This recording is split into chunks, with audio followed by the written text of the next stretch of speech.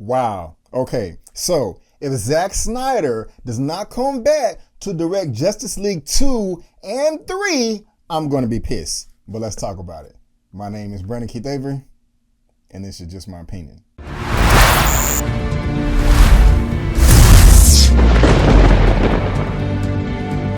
Hey, what's going on, everyone? And welcome back to another episode of Just My Opinion for my movie review for Justice League, the Snyder Cut. And if you happen to like this video, please go ahead and give me that thumbs up and consider subscribing. So if you're new to my channel, hello, how you doing, and welcome. But if you've been a subscriber for a long time, you know my most two favorite type of films is martial arts films and comic book adaptations. So with this being a comic book movie, the Justice League, of course, you know I was super duper excited for it. Now with this, my expectations were quite high. I actually did enjoy the first Justice League movie with Joss Whedon. It wasn't the best thing in the world, but I did not think it was horrible. It had problems, but overall I did enjoy it. But I was saddened that we did not get the actual Zack Snyder release in that film. Now, is this Zack Snyder's cut much better than that? Hands down, across the board, this is a better, superior film. That does not mean that it's absolutely perfect. I'm not saying that it's flawless or it was a complete,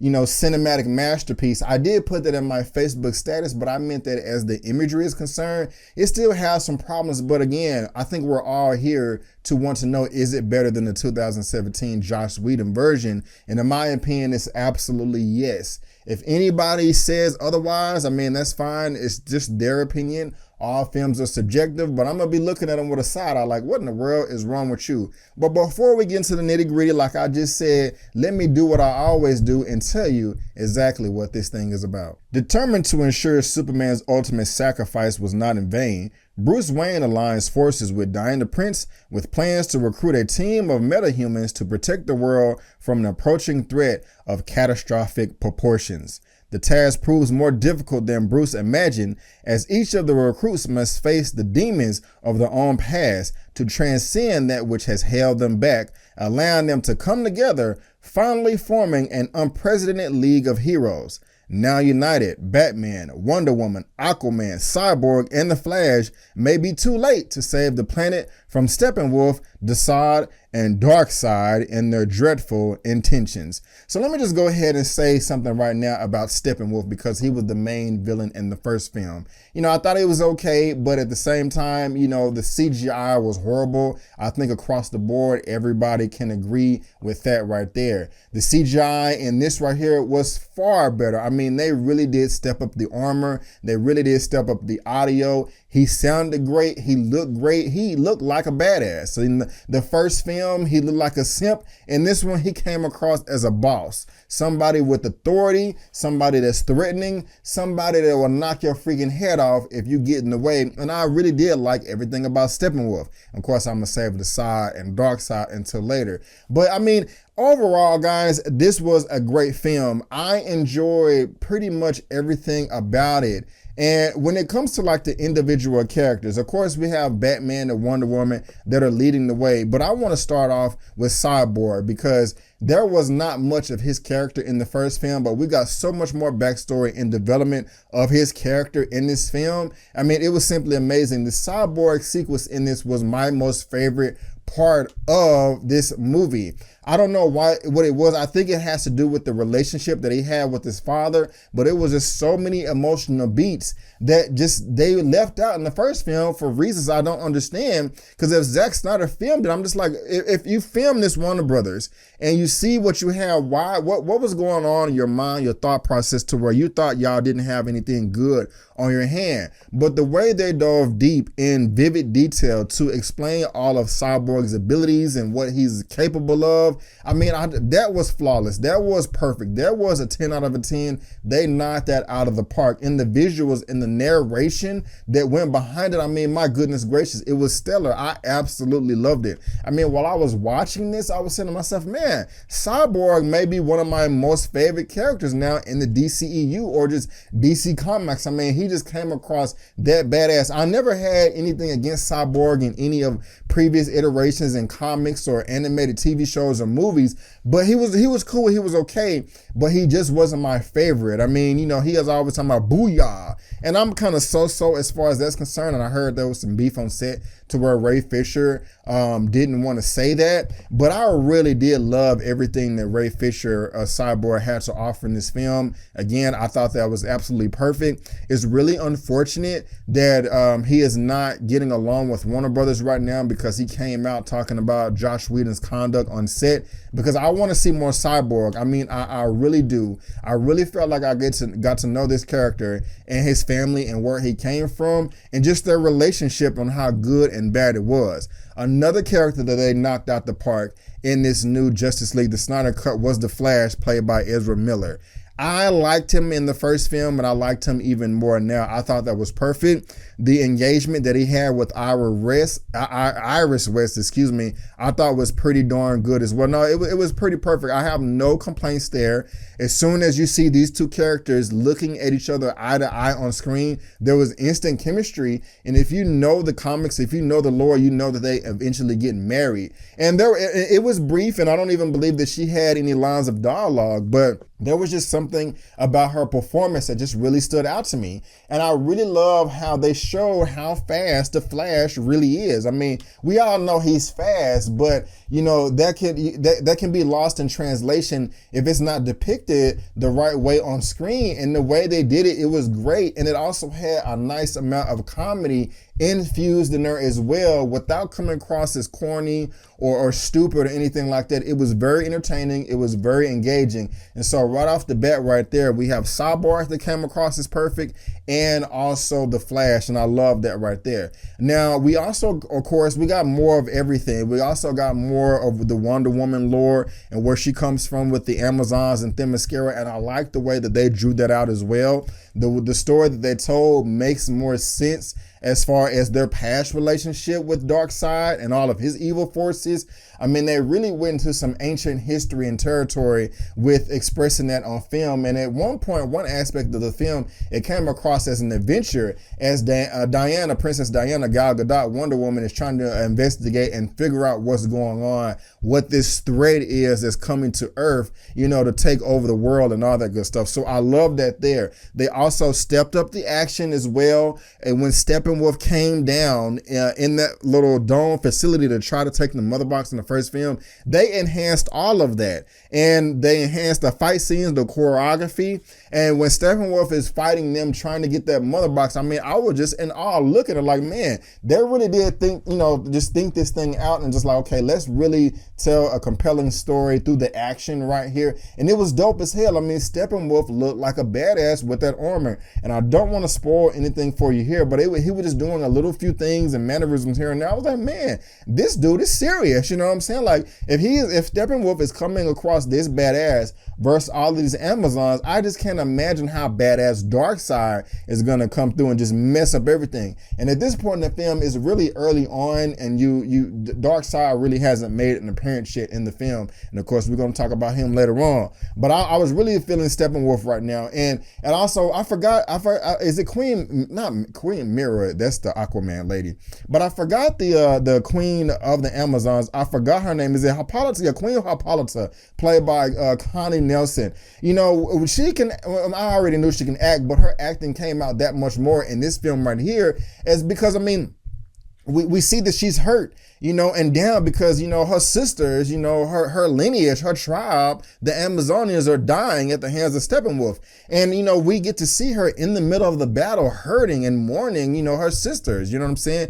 And that just adds more weight and suspense to this. And like, you know, because you see her caring about the characters so much more, that makes us care about the characters, me as an audience as well. So that's just dope as hell. I like that right there. Of course, we got more Batman, you know, Ben Affleck. And my man, I love Ben Affleck as Batman, and I want to see more of him. We know that we got the news of him coming back in the Flashpoint movie and Flash, and that's a different topic. I don't think the first solo Flash movie should be focused on Flashpoint. I think the studio is blowing their load too well. So I'm glad that he's coming back. I mean, he was dope in here as well. Like, there was some stupid ass line in the first film, like, oh, I don't think you like me, Superman, or something. He's like, well, I don't not like you. It was stupid. That is completely cut out. out in this version, and that's perfectly fine right there. But let me back up a little bit. Let me also just talk about the length of this film. Of course, we know that it's 4 hours long. The first version was 2 hours long because the stupid, I think Kevin Tishihara,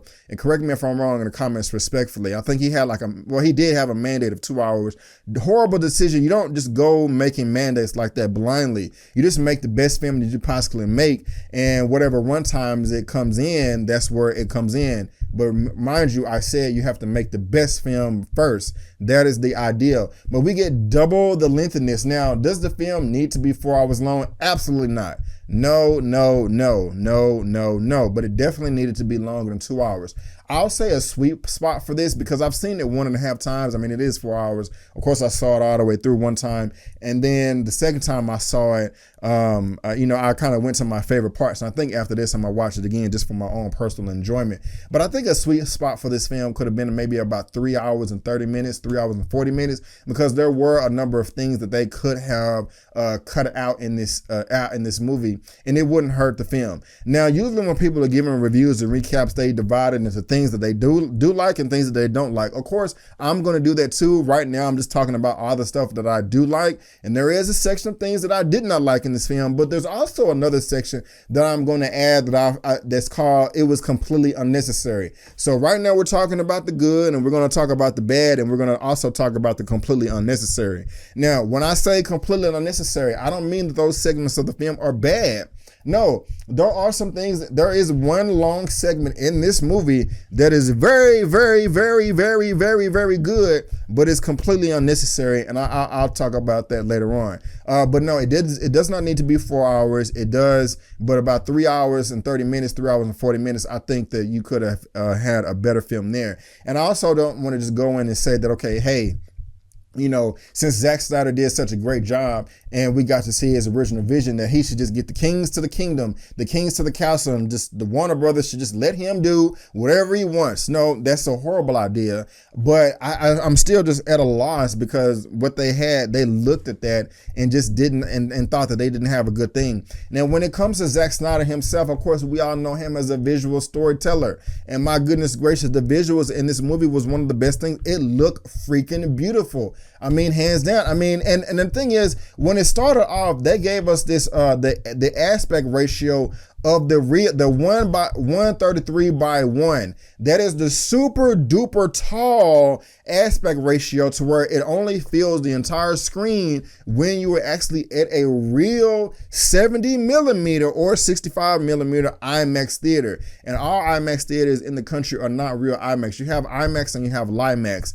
I'll provide a link down in the description to further explain that, because it would take me too long to. And so what I'm getting at is, when we was watching this at home, it may seem like the image is being cut off, but you're really not. You're really getting the biggest picture, the biggest aspect ratio that you've ever had at home. And I'm not saying that with any exaggeration. Initially, when I was pressing play, and I remember this in the trailers too, I was a bit turned off, but I was just so entertained, and everything looked so great that it really just didn't bother me. And we've had slow-mo in films for the longest time, and we know that Zack Snyder loves slow-mo in his movies, and the way he used it in this film, it didn't hurt the film at all. It actually enhanced it. I like the way he used it. It was very clever tool, device to tell the film and to just express the story, to express his vision, and I really liked it. I mean, that was flawless as well. The action in this is dope. Again, Wonder Woman, the beginning scene when she's at that bank and she's trying to save the people, and she's going and blocking all the bullets with her bracelets, from Zeus, or I think it's Zeus. Correct me if I'm wrong. It was dope, man. I mean, it was extended. Like, everything is extended. Like, all the majority of the fight scenes that we got in the first film are in this film as well, but they're extended as well with subtle changes here and there. And another great thing that I liked about this film is the score, the sound effects, and the soundtrack. Some of the same scenes that we got, it's a completely different sound mix, completely different soundtrack, completely different score, and it's better. And I'm sitting here like, yeah, I don't remember this song from the first one, but I liked it. I'm up here dancing off beat and stuff. But I mean, it was dope. I was like, man, this is really good. This is really, really engaging, and I liked it. And also just a number of the corny things that were in the first film, they were taken out. He really wanted everybody to come across as realistic, to fit into their character, and also come across as a badass. And I was about to give some details about that in the Flash, but I don't want to ruin it there. But overall, guys, you know what I'm saying? Oh, and Superman came through again towards the end of the film, and I like the way they brought him back. You've seen the first film, so when he comes back, he fights the Justice League briefly, and then Lois comes and saves the day. I liked all of that right there. They stepped that up right there. They added some things. They took away some stupid stuff, but they added some stuff that was just really badass. And Superman came nice. If you're a fan of Dragon Ball Z, when it comes to the action, early in the DBZ days, the Saiyan Saga and all that, where one character will punch him into another character, and then the character will punch him down, and then another character just like boom, boom, boom, combo. You know what I'm saying? Killing instinct. Y'all know what I'm talking about. That was in this film as well. And I'm just like, I'm sitting here, a 36-year-old man just geeking out when they land and punch it, boom, bam, boom. Like I'm screaming in my couch, probably pissing off my neighbors and stuff like that. It was just that dope to me. You know what I'm saying? It was just that dope. Now, before we get into, also, man, one of the highlights of this film is like remember in the first film where Diana was talking to Batman when they was on the lake or whatever, and she was trying to explain to him about where the mother boxes came from, and they showed the old war of like the Atlanteans, man, the Amazons, and all the new gods or whatever coming together, and that they had that was either Zeus or his son that did the Hadouken Kamehameha lightning beam or whatever. Like that, oh my God, like that was so live, you know what I'm saying? Like, I know that this ain't Street Fighter, but every time he was charging it up, I'm up here like, yeah, Shinku Hadouken, you know what I'm saying? Like, I was doing that and on my couch. It was just that entertaining. And man,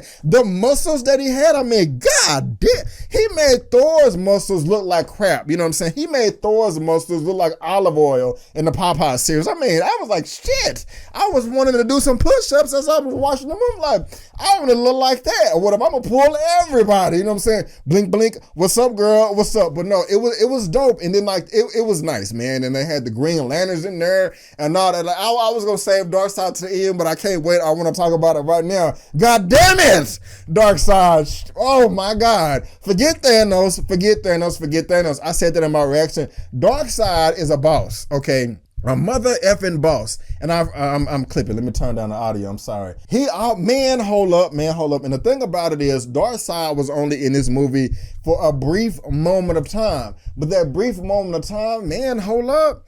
It's like, when you somewhere and some people can just walk into a room, not do anything, but it's just something about them that's just going to turn some heads and they just going to get all the attention. That is Darkseid in this movie times 150. Man, they did such an incredible job of bringing him on screen. And I was nervous too. Because when I was watching the trailer, I was like, okay, Darkseid, he looked a little too narrow. You know what I'm saying? I wasn't liking this image. His voice sounded maybe a little janky right here, but no. I am impressed. I cannot wait until we see Darkseid again. Man, hold up, I cannot wait. This dude is evil on top of evil. Y'all seen the Justice League War animated film that came out in 2014? I am Entropy. I am Death. I am Darkseid. He came through 10 times better than that, and I'm just like, man. If in Justice League 2 or 3, whenever Darkseid come back, and please hire Zack Snyder to do so, man, they're gonna have some trouble. They're going to have some trouble. Darkseid is not messing around. He's trying to get this anti-life equation and just mess up everything because people are just evil for no gosh darn reasons. Now, let's go ahead and talk about, because there's one aspect of the film I just did not like at all. And it is one character y'all haven't heard me talk about. So let me go ahead and talk about this real quick. Now, I can nitpick this film here and there if I really wanted to. And it was just kind of like a few little things here and there, that I can pick apart. But it ain't no big deal. Now, let's go ahead and get to the things that I did not like in this film. And that has to do with Aquaman. Now, I do like Aquaman as a character. I do like Jason Momoa fulfilling the role. And I did really enjoy the Aquaman film. But for some reason, in this movie, the tone was completely off and it was jarring. All the additional stuff that they added, that they left out in the first film, that they put in this, I did not like. It was a distraction to me. It just kind of clocked me out. The only part of it that I did, now Jason Momoa is not the problem. I'm not saying that. I'm a fan of his work and him as a performer. The only part extra that I did like was when he initially goes into like the bar and he's asking for Bruce Wayne. I mean, Bruce Wayne is asking for Aquaman, like, hey, I'm trying to, I forgot the exact words. I'm paraphrasing, like, yeah, I hear there's a man out here that plays in the sea and brings fish and blah, blah, blah. Aquaman is right there. He helps him up. That's an extended scene, and I did like that. But everything else right after that, even, this was in the first film, and it's in this one now, where they're walking to the water, and it's Bruce Wayne, and Aquaman calls Bruce Wayne Batman in front of all the townspeople. I don't know why you did that, Zach. That's just stupid. You're revealing his identity. I don't get it. But everything else, man, when they was going down to I forgot the name of Aquaman's base down there. I'm finna say Aqua World. Atlantis. There we go, Atlantis. When they were going down to Atlantis, it was just something about the effects and just that I just didn't like it. I just didn't like it. I'm sorry. I just didn't. Now, the action scene that they had down there that was in the first film with Steppenwolf is fighting. I think he was fighting them. Aquaman was fighting Steppenwolf down in the water. If I just spoiled that, I'm sorry. That was cool, but everything else down there, it contradicts what came in the Aquaman film. I was watching one part. I was like, whoa, wait a minute. This part wasn't in the first film, the 2017 Joss Whedon version. But if you're including this now, this completely contradicts some stuff that happened in the Aquaman movie. So I think that's a mistake. Now, I know that they've already come out and said that, okay, hey, the Joss Whedon version is canon, this one is not, and Zack Snyder is not going to come back. I think that's a mistake, and I think they were just, saving face. I think they're being reactionary, like, okay, if everybody loves it across the board, universally, everybody loves this Zack Snyder cut, okay, that will be canon and Zack can come back. They're not going to announce that. But I was really curious about why they included that part right there, because it to me, it definitely contradicts with some stuff that came before. But that was actually the only part that I just didn't like at all. Now, the part that I said that was completely unnecessary, the whole sequence of Batman looking to the future, and it's some apocalypse, dystopian type world, and you have Joker, and you have Slade Wilson with the patch and all that. It looks like a desert wasteland. That is in the trailers. I'm not spoiling anything. And that sequence was a great sequence. I did like the sequence. It was great. There's nothing wrong with the sequence other than it was in the movie. It wasn't necessary. I see what they're trying to do and just kind of flesh the story out. And I'm not going to tell you, of course, here at what point in the film it takes place, but they could have taken that part out of the film and it wouldn't have hurt the film at all. That is just more runtime. It barely enhanced the story. I think that it could have just been left out. I think that kind of slows the film down. And so if there were just two segments that if I said 4 hours and the sweet spot was about 30 minutes, 3 hours and 30 minutes, 3 hours and 40 minutes, definitely all the extra Aquaman stuff, they could leave that out or redo it. And also this sequence that I'm talking about. And also maybe just a little, nitpicks here and there and all that good stuff. But overall, guys, I really did enjoy this thing. I'm trying to think if there's anything more that I want to. The ending scene was dope as well. Yeah, Deathstroke. Y'all know who that is. The ending battle scene was dope. I really like that. They really did give a lot of attention to Flash and just really show how fast this dude is. We all knew he's lightning fast, but man, this dude here is fast. But we already know that, but the way they showed it on screen was just dope as hell. I really did enjoy this, guys. I'm happy. I am a happy camper. Like, again, just a little short recap. I love the Flash part with Barry Allen. I love the Cyborg stuff the most. I mean, it was just beautiful. I love the mascara. I love how they brought everything together. I mean, and this film just overall was just a more mature film than the 2017 version. Also, of course, we know that this is rated R, and this is not some bloody gore fest. You know, that you do see blood in some action scenes, but I think it's necessary, okay? And it just adds that necessary weight to just add more suspense to the picture. So you'd be like, man, there is really a serious threat on their hands now. And it does kind of leave you on a cliffhanger. And when it ends, you're going to be like, oh my God, I want so much more. You know, I can't wait, but it's going to be a long time before we get, you know, we get much more. But across the board, guys, this is a far, far, far, far, far superior film than the 2017 Joss Whedon version. And I really do hope that Zack Snyder will be able to come back. I'm going to give my rating at the very end of this video, but I'll just go ahead and say now, guys, that is just my opinion. I cannot wait for everybody else to see this because I loved it. I think it was just freaking fantastic. If you like the video, please go ahead and give me that thumbs up and also subscribe to my channel so that I can reach 30,000 subscribers. I'm trying to do that as soon as possible. But guys, again, I just want to thank you so much for tuning in. And before you go, don't forget that my name is Brandon Keith Avery, and that's just my opinion. And if I were to rate the Justice League, the Snyder Cut, out of a 1 out of 10, I would give it a 9 out of 10. Thank you so much, and I'll see you next time. Peace.